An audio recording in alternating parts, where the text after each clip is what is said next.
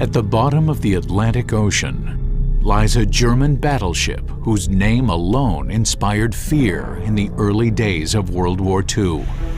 The Bismarck, Hitler's state-of-the-art killing machine.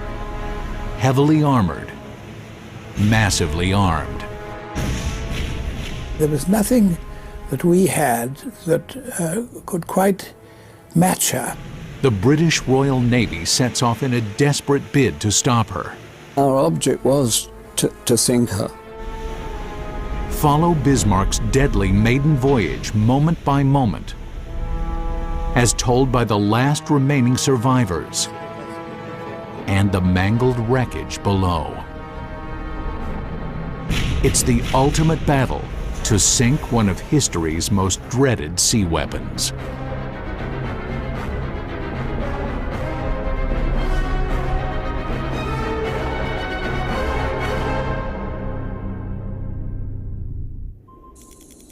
May 19th, 1941. The massive Nazi battleship Bismarck leaves Germany, accompanied by the battlecruiser Prinz Eugen. Their secret mission, codenamed Exercise Rhine, to sneak into the Atlantic Ocean and wreak havoc on British and Allied ships. Under the command of Admiral Gunther Lutyens and Captain Ernst Lindemann, Bismarck's crew of more than 2,000 German sailors begins the maiden voyage of the state-of-the-art supership.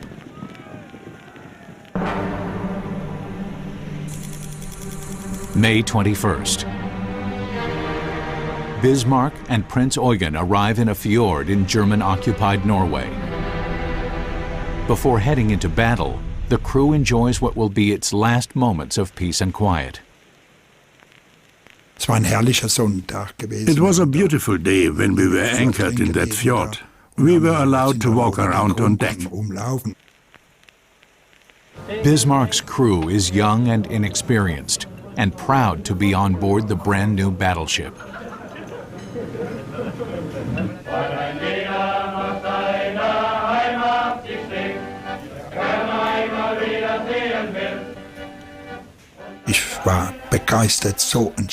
I was thrilled.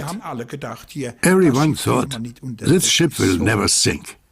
She's so huge, and there are so many weapons.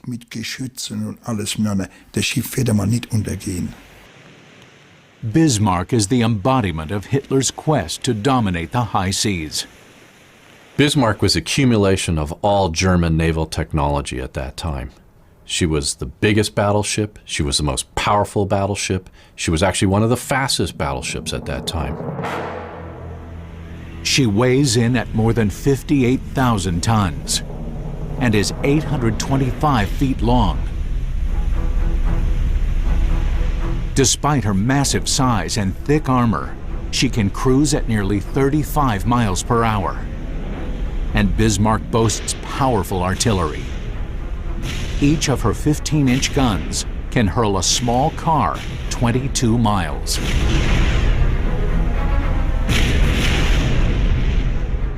The combined firepower from Bismarck, with all 8 15-inch guns firing at once, she could throw a total of nearly 15,000 pounds of steel at her enemy. The Germans are confident that Bismarck will turn the war at sea in their favor. But little do they realize what awaits their supership. May 21st, 1941. The Bismarck crewmen anxiously wait for nightfall to launch their secret mission. But soon, they eye trouble in the sky.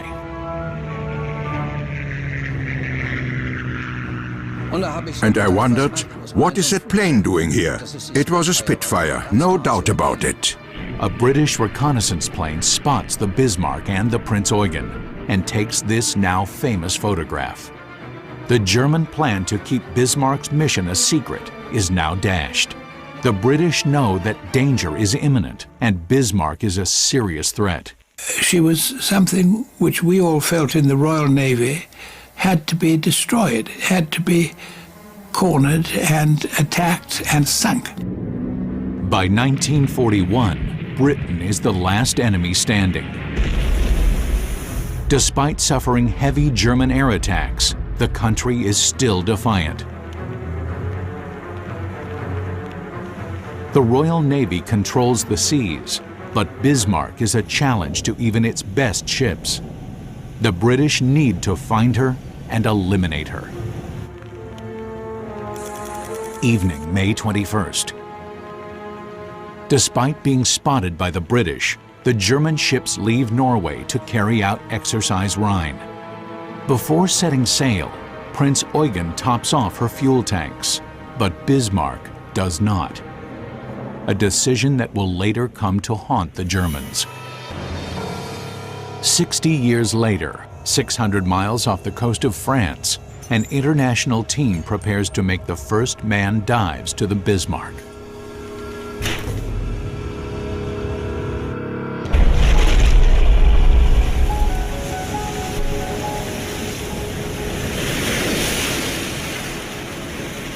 On board are 2 German veterans. The trip marks a return to one of the most traumatic events of their lives. Heinz Stieg and Heinrich Kundt are among the very few survivors of Bismarck's fiery end. Only 116 men out of 2,200 were rescued. This brings back long suppressed memories. Immer unter Deck gehalten wird, ne?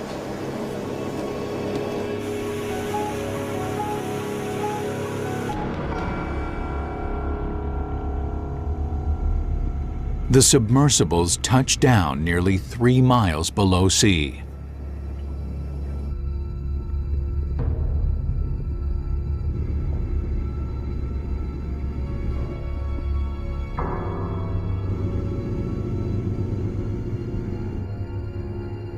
For the first time since May 1941, human eyes gaze directly on Bismarck's decks.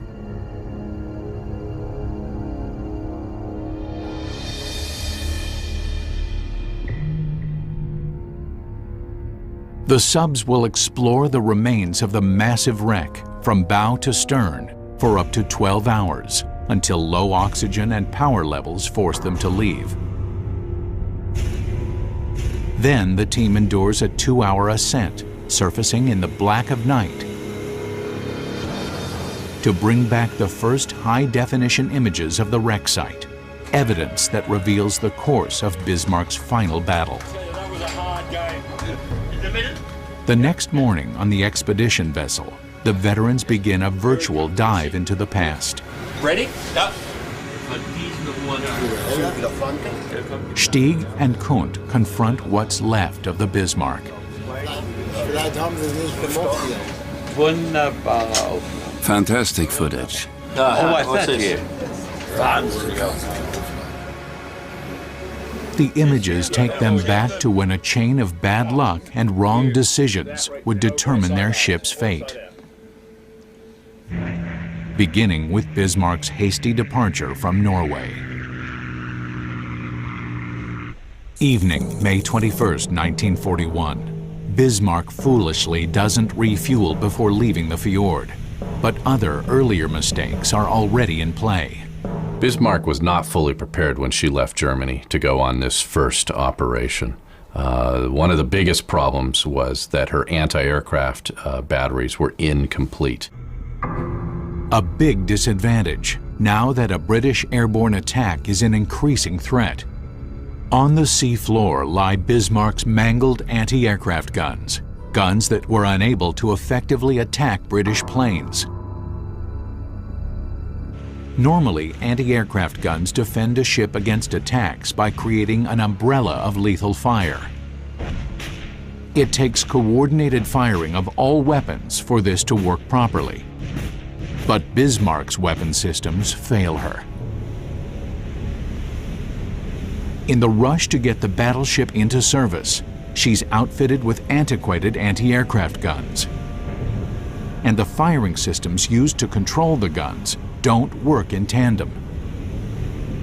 The coming change of seasons may help explain the Germans' haste in getting Bismarck out to sea. German admirals hope the long Arctic nights will provide a helpful cover of darkness as the battleship breaks through into the Atlantic. But by the month of May, nights are getting shorter and time is running out. The other factor was the development of new radar technology. Both sides are evenly matched in new advances in radar that use radio signals to see distant objects. But they use this technology in different ways. The Germans in the first line used radar technology as a means of range finding for artillery purposes, while the British relied on radar as a detection device, which proves a decisive advantage in the battle to come. Two British cruisers keep watch in the Denmark Strait, one of the possible corridors into the Atlantic. On May 23rd, they spot the German ships. When Bismarck encountered the heavy cruisers Suffolk and Norfolk in the Denmark Strait, she rapid-fired her main caliber guns at these two cruisers. And that knocked out her main radar antenna. For the first time on her maiden voyage, the Bismarck fires, but hurts only herself. Hastily installed, Bismarck's forward radar antenna can't withstand the shock of her own powerful armament. Now her radar abilities are significantly reduced. This led to the changing of position of Bismarck and Prinz Eugen. Undetected by the British, the Prinz Eugen, with all her radar installation still intact, takes the lead. Meanwhile, British heavy units are drawing near from the south, including the brand new battleship Prince of Wales and the flagship of the Royal Navy, the Hood. Launched in 1918, her victorious career earned her the nickname, the Mighty Hood. People felt that the Hood was unsinkable. No ship is unsinkable, but they had this fantasy in their minds. With the Suffolk and the Norfolk on their heels, the German ships steamed toward the open Atlantic and their first battle. On board the Prince of Wales, preparations are in full swing. And we were able to plot the course and position of the Bismarck and work out exactly what time we should be meeting her in the morning. Well, this, of course, was very exciting to know that you were going to have the hell of a battle at, say, 5:30, which, if I remember right, was about the time. And at 5:35 a.m., the Prinz Eugen, followed by the Bismarck, detects the two British ships on the horizon. We thought nothing could happen. The Bismarck is unsinkable, and we will wipe out everything.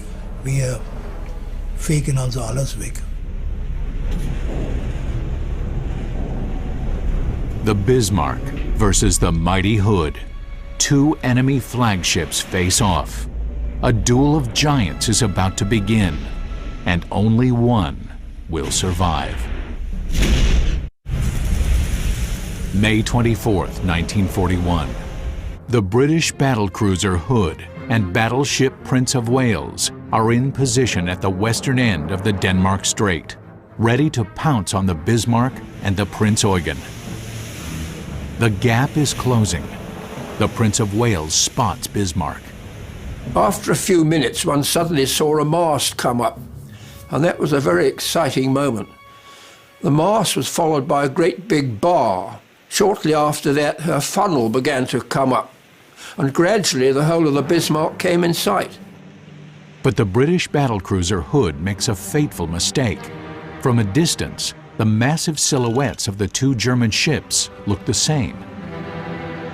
Hood misidentified Prinz Eugen, which was the lead ship in the German task force, as Bismarck, and Hood was firing against Prinz Eugen, in essence, the wrong target. Behind the Prinz Eugen, Bismarck readies for action and brings the British ships into her sights. She fires her first salvo against the right target. It almost immediately straddles Hood, Even with her radar broken, Bismarck's sophisticated aiming systems perform perfectly. Again, another straddle, so they know they're shooting very well. And there were huge fountains of water went up from the big shells. With each salvo, the guns zero in on Hood. And the ones that went over, passed over us, it sounded like a lot of express trains going over.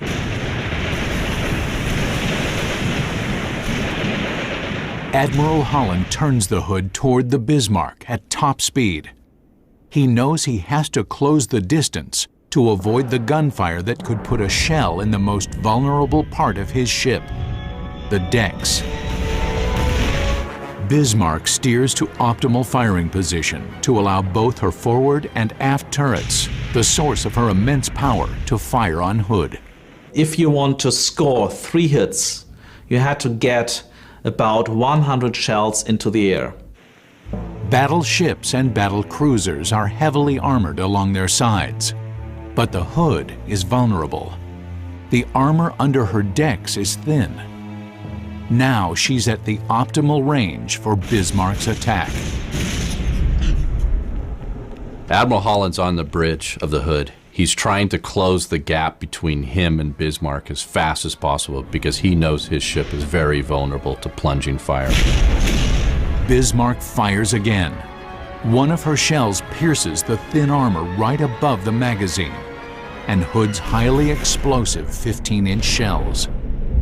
And the ship, the Hood, blew up like a great sort of Christmas cracker.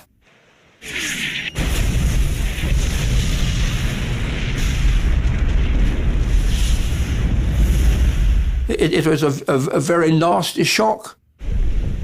It was probably the worst shock I had in the whole war, now that I come to think of it.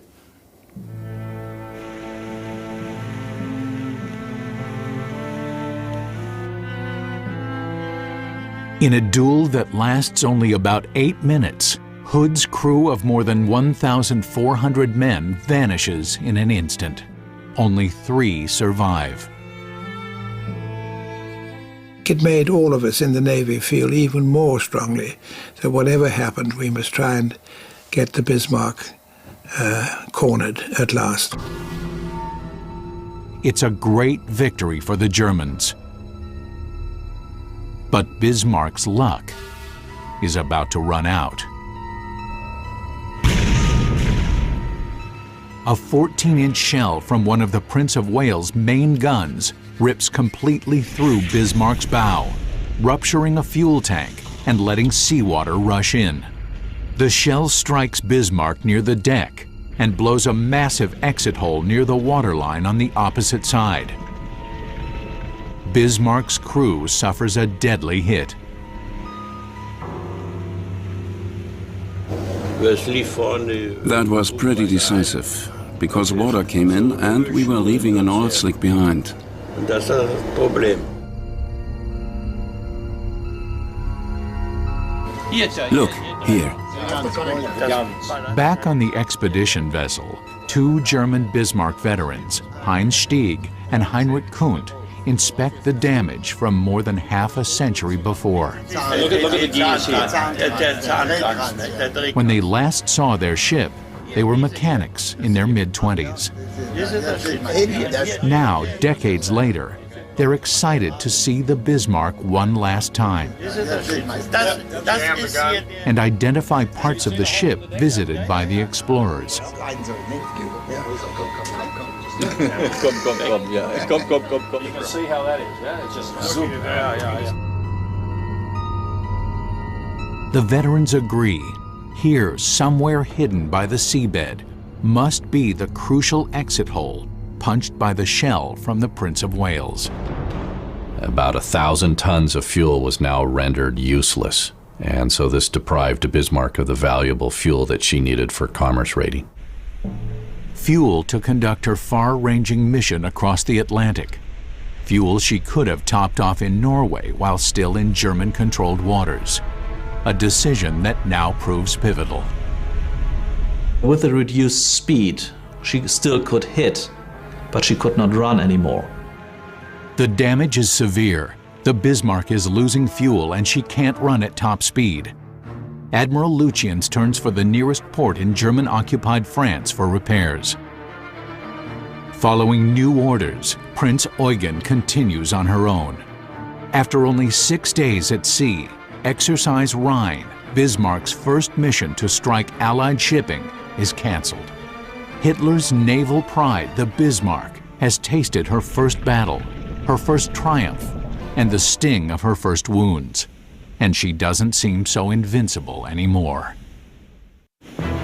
For Britain and the Royal Navy, there's now one rallying cry: sink the Bismarck. The German battleship steams toward France, with British ships close behind. Her loss of fuel is a major concern. Bismarck must run at a reduced speed in order to make port.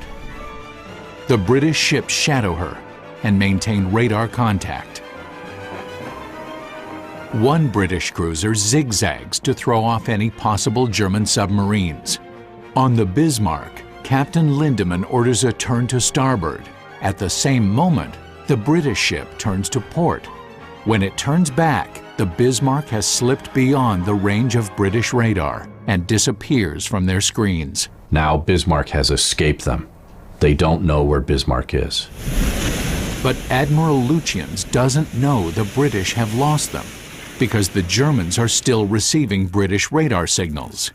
So the Admiral transmits a report to Berlin. He thought the British know where I am anyway, so I can send this message without doing any harm. And this was his tragical mistake. And a boon for the British Navy. During this period, the British were able to lock in on the German radio signal, and they were able to triangulate the signal directions, thereby giving them a position approximately of where Bismarck was. But locating the exact position of the Bismarck in the vast ocean is a difficult task. The British send out Catalina flying boats to find her. One of the planes flies for hours, but cloud cover obscures its view. Then, suddenly, amazingly, in a single patch of clear sky, something appears on the water below.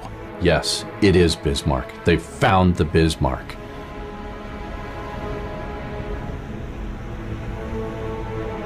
The British have found the Bismarck, but they haven't stopped her yet. The Royal Navy gathers all her forces to close in for the kill. The Bismarck approaches safe waters and is nearing the protection of the German Air Force. She had a clear chance to make it to France safely. There was only one chance for the British to stop the Bismarck, and this was by an airborne attack. Only one ship, the aircraft carrier Ark Royal, can stop her now. Seasoned pilots prepare their Swordfish torpedo bombers for the risky mission. The weather is deteriorating, and Bismarck is running out of fuel. Yeah, I had my wedding ring under my gloves, and I must say that when I was on the flight deck in the aircraft, prior to starting up, I was feeling it and thinking, well, I hope I'm going to get back from this. Once in the air, there's no time for emotion. The pilots battle the elements and focus on a single mission: kill the Bismarck. From about 8,000 feet, we turned towards the ship and started our attack. The Swordfish are sturdy but slow, old technology from an earlier era.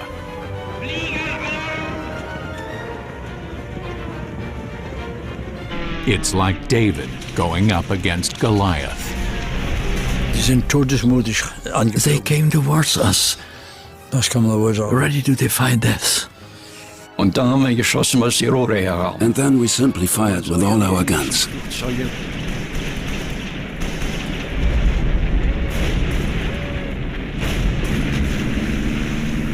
But incredibly, not one plane is shot down. Bismarck's rush into service, her untrained crew and antiquated anti-aircraft guns now play a devastating role. the barrels of the heavy anti-aircraft guns, the 10.5 centimeter anti-aircraft guns, could not be trained low enough to fire at the rather slow and low-flying torpedo bombers. The crew doesn't know what to do. Dieses haben wir nicht geübt. We weren't trained to shoot planes that were flying at us. Otto Hunsch mans a 3.7 centimeter anti-aircraft gun, mounted just above a larger weapon. I was at the 3.7, and when the 10.5 below me was firing, there was such a big flash I couldn't see my target anymore. Bismarck is blinded, but still fighting. She was also firing her main armament, and we could see pillars of water ahead of us. If we'd flown into one of those, we would have just disintegrated.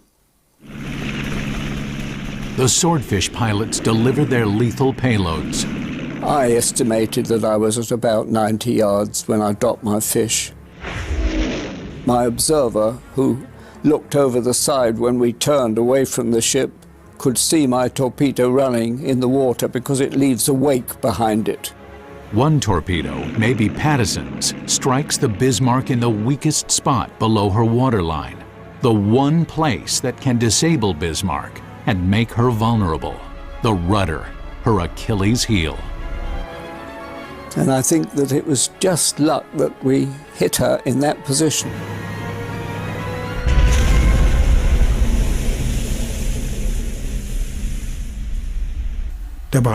That's when they had us.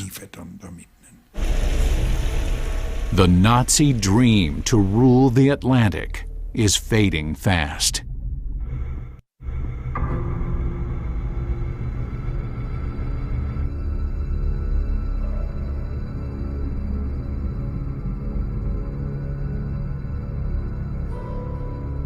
On the expedition vessel, painful memories overwhelm two Bismarck veterans.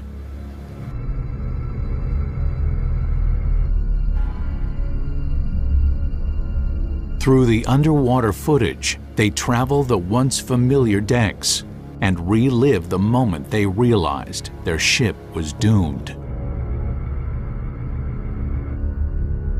The supership is crippled. For Bismarck, hope of returning to a safe port is gone. Bismarck drifts helplessly, waiting for the attack they know will come soon. Lucians radios Berlin. Hitler responds. We received a message from the Führer. The German nation stands behind you. And Lutyens answered, we'll fight until the last shell. Doomsday is about to come. The British don't know they've wounded the Bismarck, but the battleship's course indicates that something is wrong. They track the ship and are surprised at her heading. Course of Bismarck, due north. But due north was towards us. Now unable to steer, the Bismarck can only move in one direction, right into the hands of the Royal Navy. It meant that what we had prayed for and longed for was about to happen. From all over the Atlantic, the British Navy gathers every available force for the approaching battle. Bismarck could fire nearly 15,000 pounds of steel at her enemies. But in this final battle, she was outgunned by a factor of 5. As night falls, the crew is worn out and morale is desperately low. They wait for the end. You didn't know exactly how and when, but you knew it was coming. The British decide, come morning, the real battle will begin. 8:45 a.m., May 27, 1941. Ready for combat, the famous German battleship Bismarck appears out of the fog. I don't know what color she was, but she looked to me black and therefore very sinister and very formidable. The myth of Bismarck's power is about to be shattered. 8:47 a.m. Rodney opens fire. Immediately, the Bismarck returns the fire. But the great battleship moves slowly. Unable to maneuver, she's an easy target. The first shell strikes Bismarck at 8:59, 12 minutes into battle, setting the foredeck on fire and disabling the 2 forward turrets. Soon they're taking hit after hit after hit. A shell from Norfolk hits the fire control station on the foretop. They hit that very early on, and therefore her gun control was not efficient after the first few minutes. And that is when they switched to the after control, and that didn't last very long either. That really finished the Bismarck, because after that they could only fire their big turrets in local control, which is very inefficient compared to director control. Each of Bismarck's main rear guns now turns to its own rangefinder to aim. They fire at will, but they're ineffective. Shells continue to pound the Bismarck. Nearly 3 miles down, ripped and twisted steel is evidence of the colossal damage. The fire control stations are blown completely off the ship.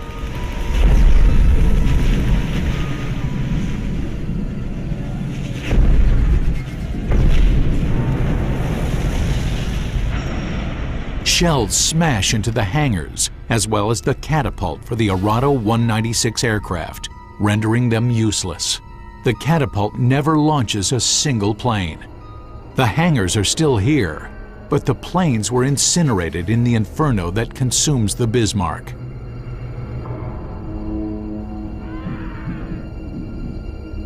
The superheated steel of the wreckage releases carbon, food for bacteria in the deep sea. They're literally eating the wreck, creating eerie icicle-like formations called rusticles. At 9:12 a.m., 25 minutes into battle, shells shatter the bridge, killing the crew. Some believe that Captain Lindemann and Admiral Lutyens die here too.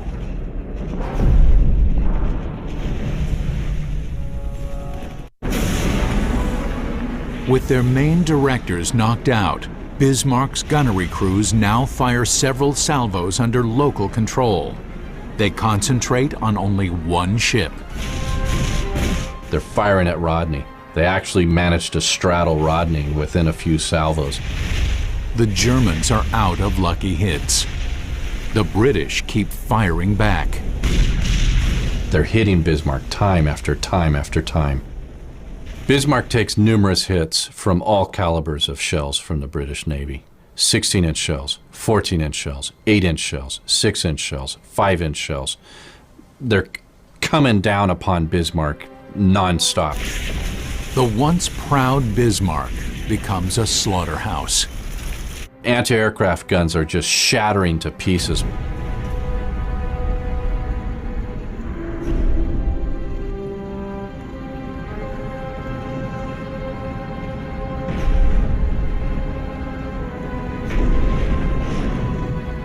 We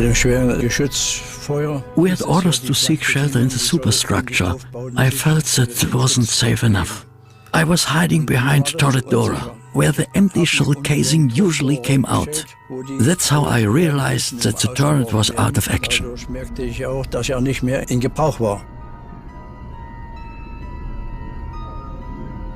Turret Dora is knocked out, just before turret Caesar fires its last salvo. Smoke forces the crew to abandon the gun.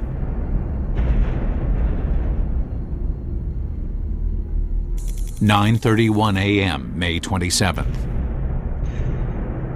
After less than 45 minutes, Bismarck's main armament falls silent. But the British continue to fire. Their goal, to sink the supership. From a distance, the British see pieces of the Bismarck blasted off with every impact. Explosions, fire. It's horrible. There's steel shrapnel flying everywhere. The mainmast gets hit and it topples down on top of the ship and falls overboard. One of the cranes gets hit and it falls down onto the superstructure. Deep inside the ship, many young engineers, electricians, and radio operators, like Carl Kuhn, remain at their action stations. I mean, 18 years young, that's when I realized what war is like.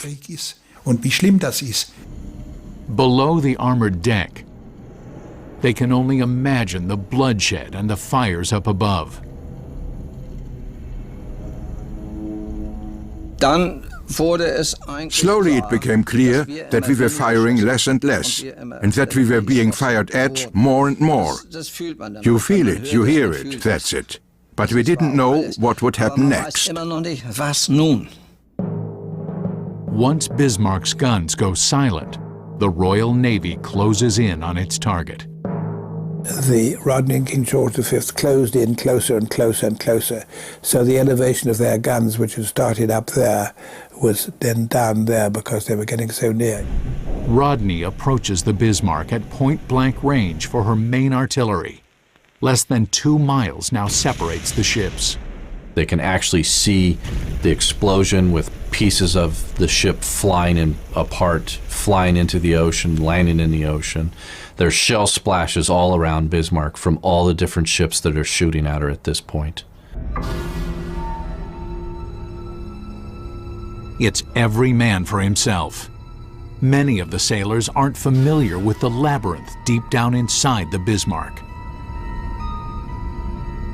I was panicked, running around, because I wasn't familiar with all those decks, stairways and sections. All they can do is follow their instincts and try to go up. You move mechanically, full of fear. If you found whatever hole, you'd climb up. Then I finally saw some light. When they finally reach the upper deck, they're shocked at what they find. A steel cars. Everything was shot to pieces. There was nothing left intact. It was gruesome. Everything was shaved off. Piles of dead bodies. An inconceivable sight.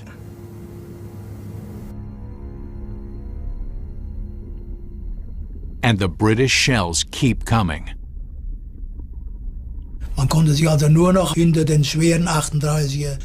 only thing you could do was hide behind the big 38-centimeter turrets when the English were firing and try to save your life. It was an inferno you can't describe.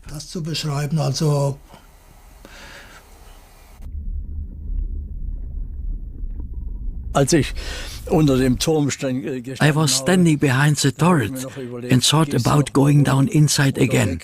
I wanted to fetch my fiancé's photograph, but I decided not to. Like Hunch, more and more sailors seek shelter behind the D turret. Here, that's where I got out. And then I was running along this side. Up to here. And then I jumped off.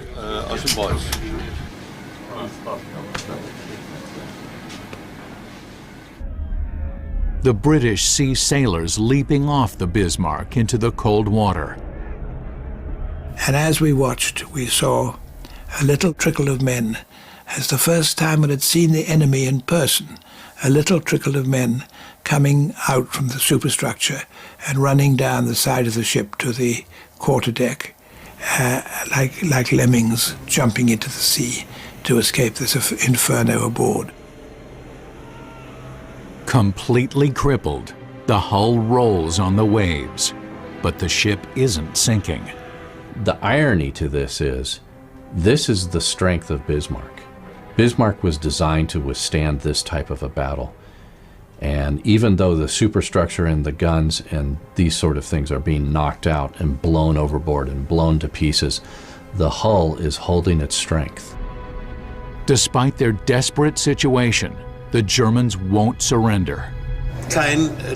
No German sailor wants to see his ship in enemy hands. For decades, there has been one question. Did the British finish Bismarck off, or did the Germans scuttle her? Scuttling the ship merely hastened her sinking. She was a helpless wreck when she sunk, and so it did not change anything whether she was scuttled or sunk by a British torpedo. The hull is still fairly intact, and here the signs of a possible scuttling are visible. Twisted metal of a water-cooling inlet blown open below the waterline. The British, of course, don't particularly like to admit it because they like to feel that they'd done it all alone, but it wasn't quite like that.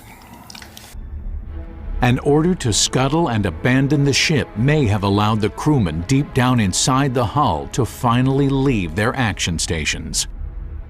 As the ship was about to capsize, I blew up my life vest and jumped into the water. The water temperature is in the 50s, and it's full of oil. Pieces of the ship and dead bodies float in every direction. Then, Bismarck rolls over. I could draw it now. It went down like this, vertically, by the bow. And it took maybe 5 minutes.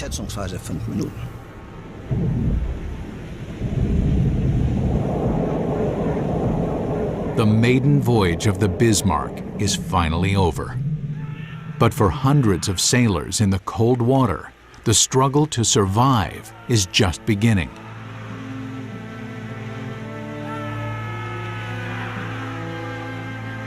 The only thing I wanted was to see my mother again, and the little girl I had then. You don't bother about how and why. You simply want to. Following naval tradition, the British cruiser Dorsetshire picks up German sailors. But even rescue is fraught with danger. They were swimming toward the ship. The waves pulled them back, then smashed them head first against the hull.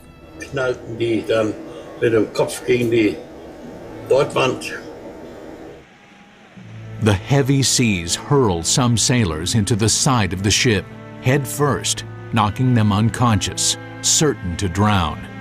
It's a ruthless fight for life or death. The English sailors were throwing down ropes, rope ends, they say in the Navy. Then, when you were halfway up, you had a comrade hanging on your feet, because he too wanted to be rescued, and you fell down again. Those who make it remain deeply grateful for their lives. I must repeat it over and over again. The English were treating us like brothers, despite that they had been firing at us half an hour ago. That's amazing. Hard to understand. Suddenly, an alarm is raised. A U-boat is approaching. The presence of a German submarine is never confirmed, but the British make a devastating decision. To protect her own crew, the Dorsetshire set sail, leaving hundreds of German sailors to drown. In the Operation Rheinübung, triumph and tragedy are, in a very curious way, mixed, blended together on both sides. The Germans' early victory over the British battleship the Hood sent more than 1,400 men to a watery grave. But victory ultimately went to the British, as the Bismarck and more than 2,000 of her crew slipped beneath the Atlantic. the disastrous balance of war. The loss of Bismarck could have been avoided by canceling the operation from the beginning. Sending Bismarck out with the heavy cruiser Prinz Eugen against the odds that they knew existed, against a much superior navy, the British Navy, was in my opinion, not a smart thing to do. History is full of if only this, that, or the other had happened or hadn't happened. That's the course of history. The Bismarck, Hitler's dreaded state-of-the-art killing machine, is defeated after only 9 days at sea and banished forever into the depths of the Atlantic Ocean.